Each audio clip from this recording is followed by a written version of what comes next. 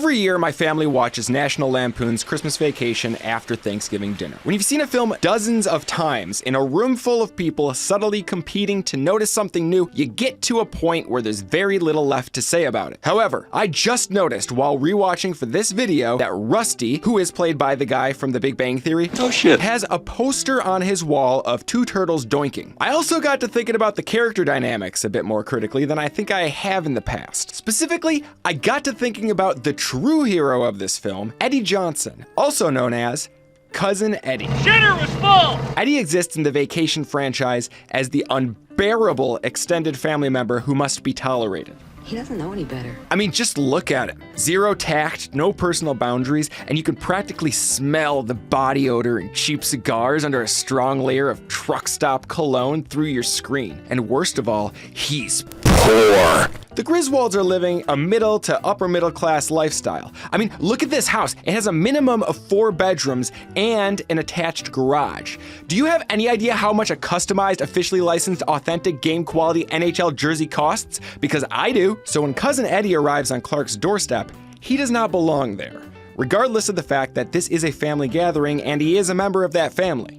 Ultimately, Clark Griswold and his wife Ellen do take up the cause of charity in providing Eddie's family with a bountiful Christmas, but this is framed by the film as a generous and selfless act of pity rather than one fueled by a sense of duty. And I don't necessarily disagree with that. I don't think it's Clark's personal responsibility to shelter, feed, and provide Christmas gifts for his wife's cousin's nuclear family. I don't have any moral issues with this movie. That's not what this video is about. It's a 1989 family comedy. I'm not expecting it to make big statements about the American tragedy that is our perpetual poverty crisis. But I think it accidentally did. I don't think it's at all intentional. It could be, I don't know. But this classic Chevy Chase Christmas comedy actually makes an extremely political point about Eddie and people in his position. To get there, we need to take a quick look at this story as it is presented from the perspective of you're the last true family man, Clark W. Griswold. 4 out of the 6 films in the Vacation franchise center around Clark's desire to create idyllic family memories. You set standards that no family event can ever live up to. When have I ever done that? Parties, weddings, Night, anniversaries, funerals. Through his sepia tone nostalgia, he envisions the perfect celebration of family togetherness and seeks to make it a reality. But wouldn't you know it, nothing seems to go right for this guy. As the audience, we know the true meaning of Christmas is not what you have or even where you are, but who you're with. We know this because this is what every Christmas movie is about. Clark's fatal flaw isn't that he doesn't know this. It's that he's so focused on passing along an emotional memory that he tries to recreate those experiences through the material trappings associated with them rather than living in the moment and enjoying the new experiences being made. It's all traditions and fixtures to the point that it detracts from time spent with his family. Are you out here for a reason, or are you just avoiding the family? No. I still have a couple hundred more bulbs to check. It's like he knows the lesson well enough to pay it lip service. He even appears to wholeheartedly believe it, but he doesn't truly understand it in an actionable way. Dad, can you explain again what we're doing? We're kicking off our fun old-fashioned family Christmas by heading out into the country in the old front-wheel drive sleigh to embrace the frosty majesty of the winter landscape. We're not driving all the way out here so you can get one of those stupid ties with the Santa Clauses on it, are we, Dad? No, I have one of those at home. You see, to cap off the perfect family Christmas, Clark wants to give his family the perfect Christmas present, an in-ground pool. They live in the suburbs of Chicago, where the climate makes having a pool in your backyard especially frivolous and expensive. Just to get on the waiting list, he had to write a check that will not clear his bank account unless he deposits his expected Christmas bonus in time. That shouldn't be a problem though, since he's gotten one every year for the 17 years he's been with the company. And it will all be worth it to see the smiles on the faces of his wife and kids when he announces it Christmas morning. The best part is that if there's enough extra, Clark will be able to fly the whole extended family out for a grand opening party. The only problem is that it's getting closer to Christmas and his bonus still hasn't arrived. I don't get that bonus, I'm in it up to here. So as this worry is bubbling in the back of Clark's mind, He does his best to overlook the chips and cracks in his perfect Rockwellian Christmas. He even scores a win when Ellen realizes that the outlet his light display is running on operates via the switch next to it. He thinks he did something, and Ellen lets him have the win as just moments ago, Clark's emotional decline was on full display. He is failing to achieve the impossibly high standards that he has set for the event. His failure is breaking him, even as his family continues to remind him that none of this matters to the people he is supposedly doing it for. I hope you kids see what a silly waste of resources this was. He worked really hard, Grandma. So do washing machines.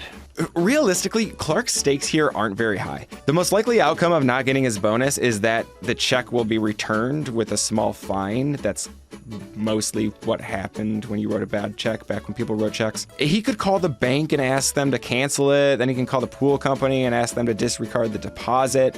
Like, nobody in his family knows he planned for this pool, so it's not even like there's a danger of disappointing others. There's only self-disappointment. Like, he might have to wait a year to surprise his family with a pool. Still, self-imposed stress has the same effect as any other stress, so the little victory with the lights is just what Clark needs to gracefully accept his next challenge. Enter Cousin Eddie. Ugh, gross. Can you imagine having to deal with this guy? Having him show up at your house uninvited, even bringing his huge dog, parking this rusted out RV in front of your house for the whole neighborhood to see? But Clark couldn't possibly turn away family at the holidays. You surprised? Surprised, Eddie? If I woke up tomorrow with my head sewn to the carpet, I wouldn't be more surprised than I am right now. We have plenty of room. After all, Clark's family has everything they need, while Eddie's family suffers the indignity of having this guy as their patriarch and sole provider. To Clark and Ellen's credit, they show little hesitation in accepting this addition to the festivities. They're never overtly rude or judgmental. Lines that would otherwise come off that way are shown to go over the target's head and are thus harmless. Can I refill your eggnog for you? Get you something to eat? Drive you out to the middle of nowhere? Leave you for dead? No, I'm doing just fine, Clark. And after all, it's only a few days. Because we're taking it with us when we leave here next month. Suffice to say, Eddie is not a welcome addition to the picture. He's one more burden for Clark to bear. Now, the film never explicitly states such, but Eddie also serves as a psychic burden for Clark, one that he will likely never see or acknowledge, because to do so would shatter his worldview. Eddie is presented in this series as a failure of a father. How can they have nothing for their children? Well, he's been out of work for close to 7 years. In 7 years, he couldn't find a job? He has a tendency to appear in Clark's life at moments when Clark feels most like a failure of a father himself. Eddie is who Clark might have become in different circumstances. It is occasionally suggested that Eddie is, like Clark, a chaser of high hopes and big dreams. Catherine says he's been holding out for a management position. The difference being that some intrinsic failing prevents Eddie from making good decisions to achieve those dreams. If only I had back the money that me and Catherine sent that TV preacher that was screwing the hockey players. Like Clark, he is presented as a victim of his own choices, but unlike Clark, Eddie's reaction to the consequences is to calmly carry on. He is a man so inundated with hardship that he has all but grown immune to it, managing to keep a positive disposition by living in the moment and going with the flow. What hardship, you ask? Yeah, I got the daughter in the clinic getting cured off the wild turkey. And the older boy, bless his soul, is preparing for his career. College? Carnival. You gotta be proud. Oh, yeah. You know, I told you I borrowed the RV from a neighbor. It's mine. We live in it.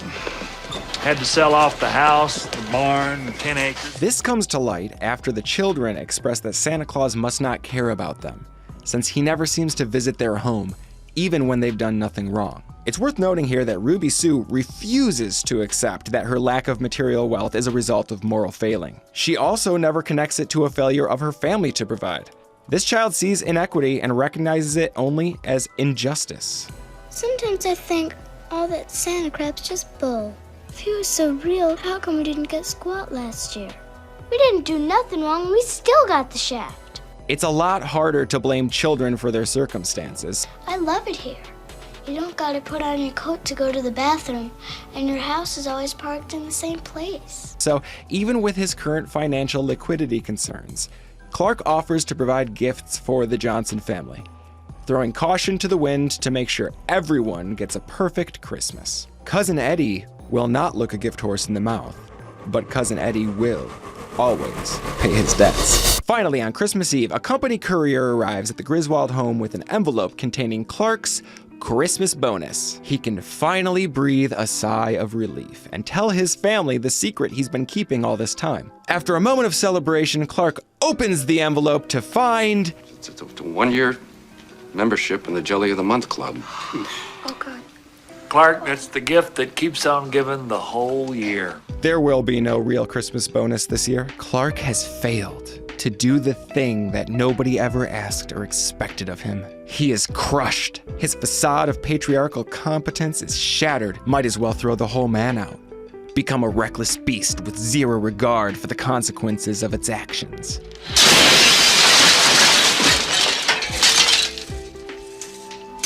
Might as well become Cousin Eddie. But Clark isn't Eddie. Clark could never be Eddie. Clark would never survive what Eddie has. Eddie Johnson is presented as an oaf, but a lovable one. He's the kind of character that some people cringe at, while others quietly admire his unbridled sense of freedom. And why shouldn't he enjoy his freedom? After all, he did fight for it. I'm no historian. I'm not going to try to sit here and analyze the Vietnam War. I am, however, confident in saying that the American soldiers who served there were told that their mission was to prevent the spread of communism at all costs, what with communism being the opposite of freedom at all. In all likelihood, Eddie was one of these soldiers. In the scene where Clark uses an experimental cooking spray to make his sled go faster, Eddie reveals that he isn't comfortable trying it because I don't know if I ought to go sailing down no hill with nothing between the ground and my brain but a piece of government plastic. that piece of government plastic was a replacement for the metal plate that was previously put there by the VA because it was causing him to seizure. The timing lines up perfectly that he would have been a young man during the late stages of the Vietnam War. You guys, Cousin Eddie is a disabled Vietnam War veteran. We don't really know explicitly that he was injured in combat, but the implication is that he suffered a massive head injury and survived. Whether he was drafted or a voluntary enlistment, this man went to war young and was forever changed by the experience. Not to get too serious, but just for some context for a second, it's an ongoing problem in the US that people we send off to war who come back less capable of fitting in with society tend to be swept under the rug and forgotten. We talk about disabled combat veterans as paragons of our national ideals, but only if they come out of it as someone we want to look up to. Gathering statistics on unhoused populations is especially difficult by the very nature of the fact that they're often off-grid, but all the sources that I found tend to agree that veterans are disproportionately represented in homeless populations. It's like we're saying, thank you for your service. Good luck with your freedom. Through this lens, the fact that Eddie was able to keep moving forward with his wounded head above water at all is near miraculous. He's not perfect, but he's managing the survival of his family one way or another. Cousin Eddie is the tragic hero of this film. What's more, his story goes far beyond this film, ultimately ending in martyrdom. But that's a subject for its own video. Let me know in the comments if you When Clark loses his shit, he takes it out on the world around him. It's actually a hallmark of his character in every one of these films. Clark has everything he needs, but he wants perfection. When the universe won't let him have it, no matter how hard he works, he lashes out to force a facade of perfection into being. Nobody's walking out on this fun, old-fashioned family Christmas. No, we're all in this together. We're gonna press on, and we're gonna have the happiest Christmas since Bing Crosby tap danced with Danny fucking Kaye. Eddie, on the other hand, takes action to solve the problem at its source. Clark would never stand up to tyranny. Eddie has been doing it his whole life. In Clark's post-Jelly Club tirade, he expresses exactly what he wants for Christmas. I like Frank Shirley, my boss, right here tonight. I want him brought from his happy holiday slumber over there on Melody Lane with all the other rich people, and I want him brought right here with a big ribbon on his head. Eddie, seeing his moment to return the favor he owes, goes about getting Clark exactly what he asked for. He's a soldier on a mission, and he gets his mission done. Damn the consequences. Ho, ho, ho! Merry Christmas, Clark. You about ready to do some kissing? He could have been arrested. He could have been shot. A third thing could have happened. It's not an exaggeration to say that Eddie risked his life here. All Clark ever risked in this whole movie was maybe his credit rating? The kidnapped boss sees the error of his ways after Clark politely chastises him about canceling bonuses. Seriously, like he freaks the fuck out on his family. And then when talking to the person who actually did the thing that pissed him off, he's all like, gee, golly gosh, that wasn't nice, mister. Anyways, then a SWAT team breaks every window in their house, as well as the neighbor's door. Somehow, nobody gets shot. Thankfully, the boss's heart grew 3 sizes that day, and he decides not to press charges. Then, everyone, including the SWAT team, I shit you not, literally sings and dances together in this destroyed house. Now, this is where we, as the audience, expect Clark to see the error of his ways and finally understand that everything he's done has only made things worse and that his Christmas was saved by the care and thoughtfulness of those around him. Instead, he pats himself on the back and gives himself credit for all of it. I did it. Look, writing this script has made me realize that a lot could be said about Clark as a representation of a certain modern conservative mindset, but that's getting too far off topic for this video. So anyways, to recap, Eddie, a man with next to nothing, puts his life on the line to correct an inconvenience set before Clark, a man who lives a life of privilege and can't handle it when he fails to receive something that he was never actually promised, but feels entitled to.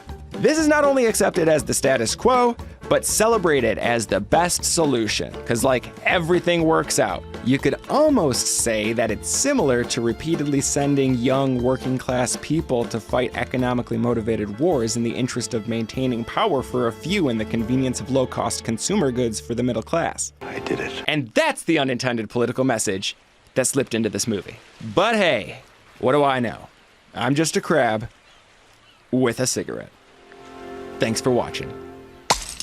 Oh, and also, the neighbors may be douchebags, but they never really do anything wrong and are clearly just adversarial towards Clark because he is an unqualified menace to live next to. Margot and Todd are innocent victims. It's weird that the framed is deserving of their fate. Where do you think you're gonna put a tree that big? Bend over and I'll show you. You've got a lot of nerve talking to me like that, Griswold. I wasn't talking to you.